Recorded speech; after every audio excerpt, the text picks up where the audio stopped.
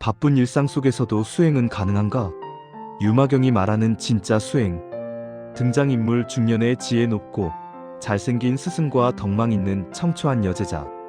주변 경치가 천하절경인 무릉도원 같은 정자에서 차를 마시면서 자유롭게 대화 중이다. 주전자에 찬물 끓는 소리, 잔이 놓인다. 스승님, 수행이라는 건 정말 속세를 떠나야만 가능한 건가요? 왜 그런 생각을 했느냐? 불교 경전을 떠올리면 늘 산속절, 고요한 공간, 출가한 수행자들이 먼저 떠오릅니다. 그래서 세상 한가운데에 있는 저는 아직 수행할 자격도 없는 것 같아서요. 그렇다면 유마경은 아마 너를 불편하게 만들 것이다. 왜죠? 부처님은 거의 등장하지 않고 부처님의 제자들은 차례로 입을 다물며 출가자가 아니라 도시 한복판에 사는 제가자 한 사람이 모든 논쟁의 중심에 서 있기 때문이다. 제가자가요? 그래. 유마거사. 결혼했고 사회생활을 하고 재산도 있고 사람들과 부딪히며 살아가는 사람이다. 그런 사람이 경전의 중심이라니요. 그래서 유마경은 처음부터 기존의 불교 상식을 흔든다. 수행은 반드시 속세를 떠나야만 가능한가? 속세에 있다는 이유로 우리는 덜 깨어 있는가? 유마경은 뭐라고 답하나요? 아니다. 오히려 세상 속에서 물들지 않는 것이 더 어렵고 그만큼 더 깊은 수행이다. 유마경은 대승불교 경전이라고 들었습니다. 그렇다. 대승불교의 핵심은 단 하나다. 나만 깨닫는 해탈이 아니라 모든 존재와 함께하는 깨달음. 그래서 보살 사상이 강하게 나오나요? 그렇다. 그런데 유마경이 특별한 이유는 그 보살의 전형이 출가 수행자가 아니라 삶의 한가운데에 있는 사람이라는 점이다. 그럼 수행과 삶은 분리되지 않는 건가요? 유마경은 이렇게 묻는다. 당신은 왜 수행을 미루는가?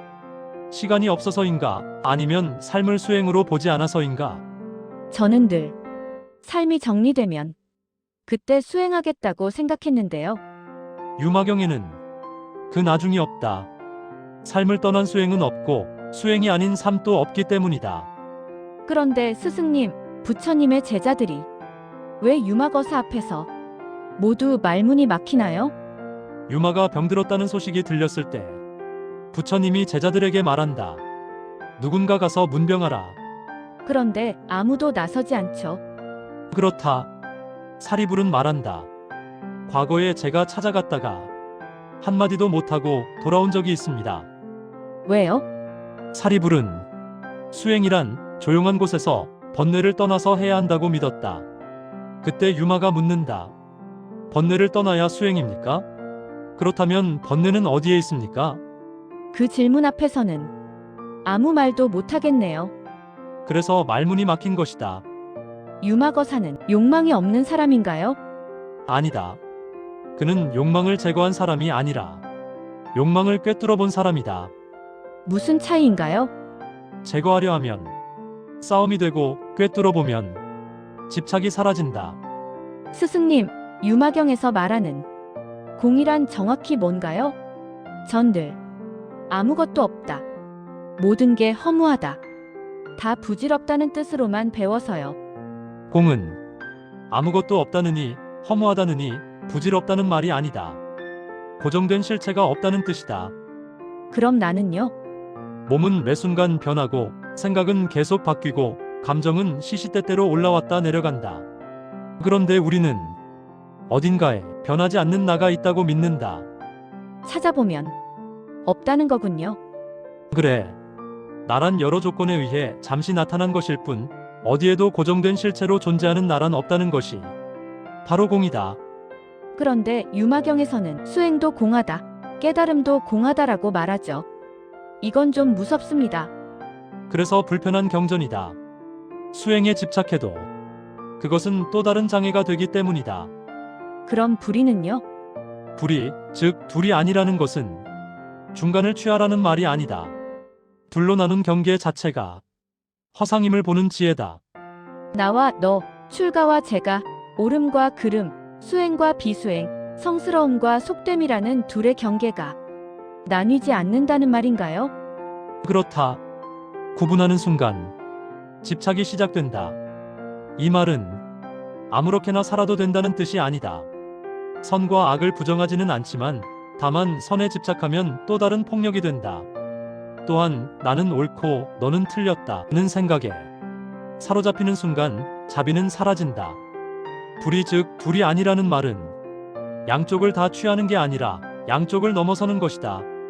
번뇌를 제거하지도 않고 번뇌에 끌려가지도 않는 상태, 이 상태를 유마경은 자유라고 말한다. 유마거사가 병들어 있다는 설정은 왜 그렇게 중요한가요? 병은 누구도 피해갈 수 없는 인간 조건이기 때문이다. 깨달은 사람도 아플 수 있다는 걸 보여주기 위해서요. 그 이상이다. 유마는 말한다. 중생이 병들었기 때문에 나도 병들었다. 자기 희생인가요? 아니다. 나는 너희와 다르지 않다라는 말이다.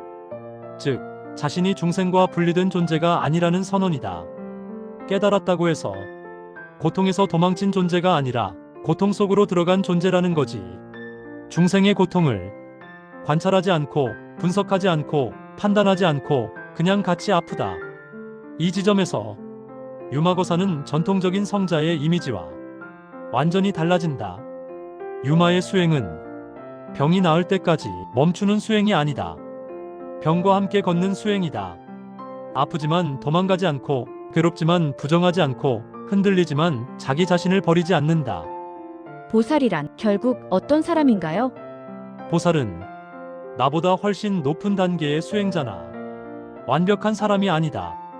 깨달음을 미루는 사람이다. 나만 편해지지 않겠다고 선언한 사람이다. 이 말은 깨달음을 포기한다는 뜻이 아니다. 나만 먼저 이 세계를 버리고 떠나지 않겠다. 라는 태도이다. 그래서 보살은 고통이 있는 곳으로 들어가고 사람이 많은 곳으로 들어가고 혼란스러운 곳으로 들어가는군요. 보살은 도덕적으로 완벽한 존재가 아니다. 실수도 하고 흔들리기도 하고 상처도 받는다. 하지만 많은 사람 안에서도 자기를 잃지 않고 돈을 벌되 돈이 자기를 규정하게 두지 않으며 관계를 맺되 거기에 매달리지 않는다. 출가가 떠나는 용기라면 보살은 머무르는 용기다. 머무르면서 화내지 않고 머무르면서 냉소하지 않고 머무르면서 사람을 포기하지 않으며 직장에서 가정에서 관계 속에서 사회 문제 앞에서 도망치지 않는다.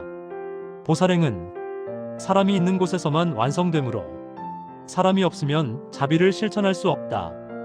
이처럼 보살은 세상을 떠나지 않지만 세상에 물들지도 않는다. 마지막으로 당신은 어떻게 불의의 법문에 들어갑니까? 라고 묻는 문수 보살의 질문에 유마거사가 침묵한 장면이 계속 마음에 남습니다. 불의를 말로 설명하는 순간 이미 둘이 되기 때문이다. 말하는 순간 주체와 객체가 나뉘고 설명하는 자와 듣는 자가 나뉘기 때문이다. 침묵은 그 분리를 허락하지 않는다. 그 침묵은 대충 넘기는 것도 아니고 회피도 아니군요. 가장 정확한 응답이다. 진리는 항상 말 이전에 있고 경험 이전에 있고 분석 이전에 있기 때문이다. 불이란 그 자리를 잊지 않는 것이다. 스승님, 그럼 이 경전이 결국 우리에게 묻는 건 뭔가요? 단 하나다. 당신은 어디에서 수행할 것인가? 아마 사람, 가족, 동료, 연인 등과 함께 있는 일상의 지금 이 삶이겠죠. 그렇다. 유마경은 깨달음을 설명하지 않는다. 깨달음 그대로 살게 만든다. 지금 이 자리에서 지금 이 삶으로. 스승님, 오늘 자세하고 친절한 설명 감사합니다. 따뜻한 차 한 잔 올릴게요. 그래. 너도 같이 들자꾸나.